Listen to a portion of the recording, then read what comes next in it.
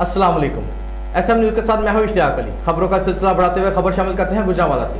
ریسکیو1122 نے district emergency آفیسرمیاں رفعت کی زیر نگرانی شجرکاری مہم کا آغاز کر دیا۔ اسی پر مزید جانتے ہیں نیوز ایڈیٹر عبداللطیف شیخ سے۔ جی عبداللطیف، کیا تفصیلات ہیں آپ کے پاس؟ جی بالکل، ریسکیو1122 گوجرانوالا نے ڈسٹرکٹ ایمرجنسی آفیسر میاں رفعت کی زیر نگرانی شجرکاری مہم کا آغاز کر دیا۔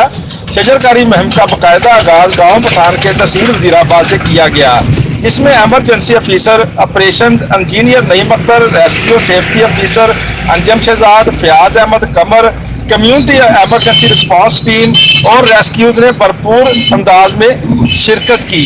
شجرکاری مہم کا مقصد ماحولیاتی آلودگی کو کم کرنا اور درختوں کے کٹاؤ کا تدارک ہے۔ گاؤں کی مقامی تنظیم بزم احمد نے اس کام میں ریسکیو1122 کے ساتھ مل کر شانہ بشانہ کام کیا۔ ڈسٹرکٹ ایمرجنسی آفیسر میاں رفعت کا کہنا تھا کہ پودے انسان کو آکسیجن فراہم کرنے کے ساتھ ساتھ ماحول کو خوشگوار بنانے اور درجہ حرارت کو کم کرنے میں مدد فراہم کرتے ہیں۔